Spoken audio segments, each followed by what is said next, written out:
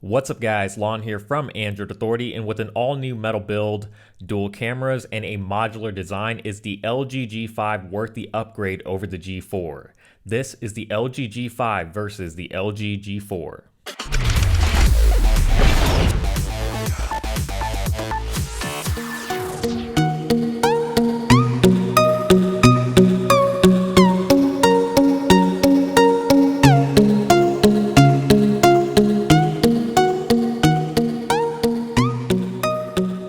So with the LG G5, LG basically switched up their entire design formula and created a completely different phone from last year's G4.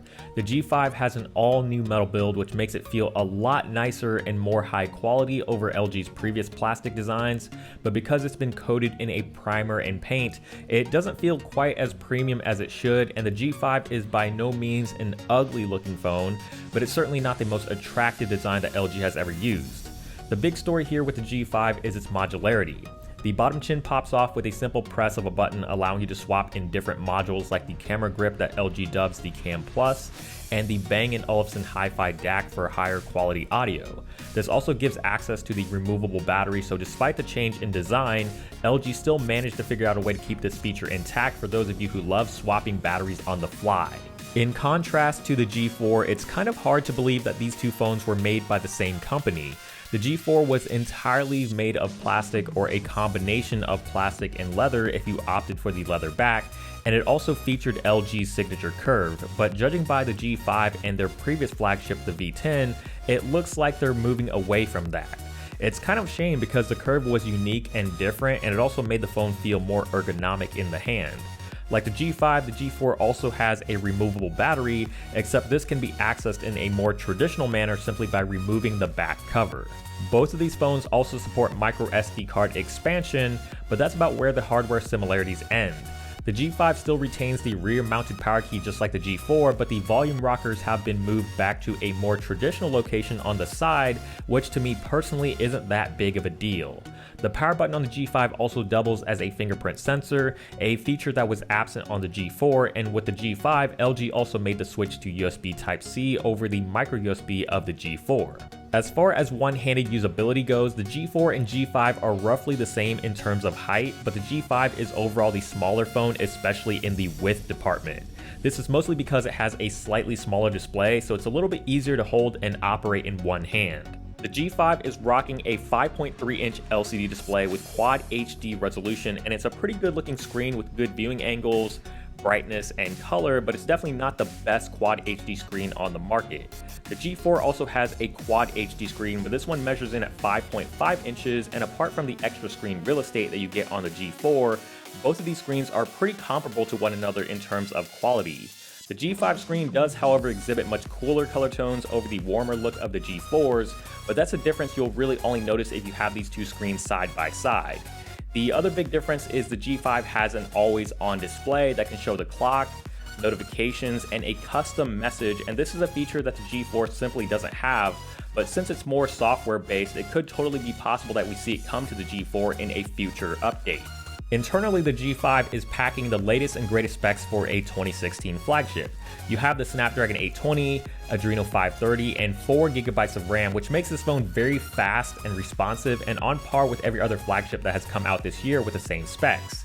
The G4, on the other hand, has much more outdated specs at this point with a Snapdragon 808 and 3GB of RAM. And while it still performs very well in day-to-day use, it's not going to hold a candle to the G5's much more powerful processor and generally snappier performance. And if you care about benchmark scores, you're obviously going to get significantly better numbers on the G5.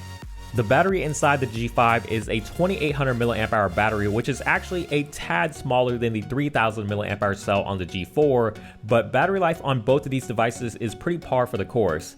They can easily get through a full day with regular use perfectly fine, but I wouldn't expect much more than that on either device. They also feature fast charging capabilities, so they're both very easy to top off or fill up anytime you need a quick charge. But again, if you want to go from 0 to full as quickly as possible with these two phones, it's as simple as swapping out the battery for a fresh one. The cameras between these two phones is where it starts to get a little bit interesting. The G4 and the G5 are actually both utilizing the same 16 megapixel optically stabilized f1.8 aperture sensor as their main camera, but on the G5, LG tacked on a secondary 8 megapixel wide angle lens that allows for some very amazing and incredible looking wide angle shots. It's a ton of fun to use and is by far one of the best features of the G5.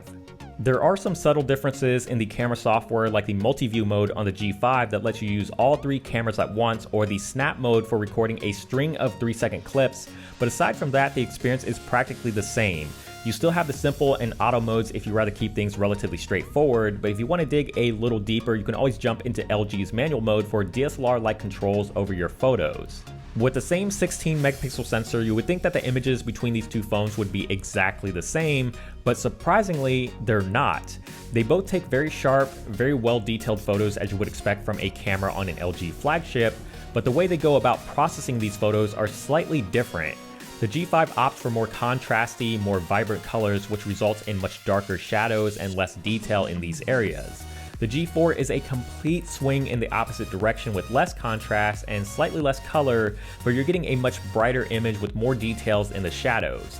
The only drawback is because the G4 opts for a much brighter image, you're also getting more overblown highlights. The G4 and G5 are running on Android 6.0 Marshmallow, but they're on two completely different versions of LG's interface. The G4 has an older version of LG's UI, which is much more bloaty with more software features that may or may not be all that useful, and it feels a lot more intrusive with so many features being turned on by default. With the G5, LG's interface still isn't the best, but it's a big improvement over previous versions. It still has very cartoony and brightly colored icons, but the overall aesthetics from the notification shade to the settings menu look a lot cleaner and more streamlined. LG also got rid of some of the features like dual window and made other features such as smart bulletin and Q slide more hidden and less in your face, but they're still there if you really want to use them.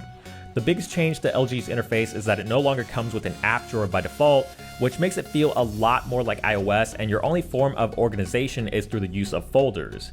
But since this is Android, you can easily change that with a third-party launcher like Google Now, Apex, or Nova, or if you really want to stick with LG's software, you can download their own launcher from the Smart World application to bring back the app drawer. So the big question here is, did LG do enough with the G5 to make it worth getting, or should you save yourself a little bit of money and stick with the G4, which has proven to still be a more than capable smartphone here in 2016? The answer to that question really depends on how much you want all of the new features that the G5 has to offer, like the modular design, the dual cameras, and the fingerprint sensor. The G5 does all of the basic things that we expect out of a smartphone really well, like having great performance, a great display, a good camera, and good battery life, which are all things we usually expect to be better as we upgrade smartphones, and LG certainly made improvements in those areas with the G5.